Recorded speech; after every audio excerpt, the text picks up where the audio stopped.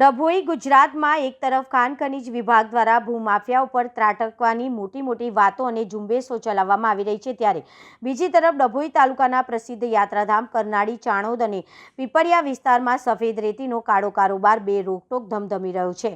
આ ગેરકાયદેસર ખનનના કારણે ચાણોદથી કરનાળીને જોડતા મહત્વના બ્રિજના અસ્તિત્વ સામે ખતરો ઊભો થયો છે।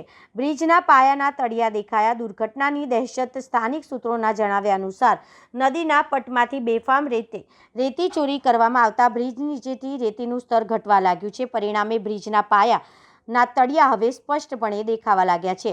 જો આ જ ગતિએ ખનન ચાલુ રહેશે તો રાજ્યના અન્ય જર્જરિત બ્રિજોની જેમ આ બ્રિજ પણ ગમે ત્યારે બંધ કરવાનો કે ધરાશય થવાનો વારો આવી શકે તેમ છે। ભૂમાફિયાઓની મોડસ ઓપરેન્ડી કામ કરવાની પદ્ધતિમાં તંત્રની આંખમાં ધૂળ નાખવા માટે ભૂમાફિયાઓ વહેલી સવારે 5 થી 8 વાગ્યાના દરમિયાન મોટા પાયે મશીનો ઉતારીને ખનન કરે છે।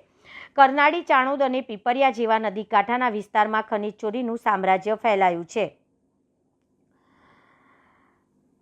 તંત્રની ભૂમિકા સામે સવાલો। સમગ્ર ગુજરાતમાં જ્યારે ખાણ ખનીજ વિભાગની ટીમો રેડ પાડીને પકડધકડ કરી રહી છે, ત્યારે ડભોઈ પંથકમાં ચાલતા સફેદ રેતીનો કાળો ખેલ કેમ કોઈ અધિકારીને દેખાતો નથી?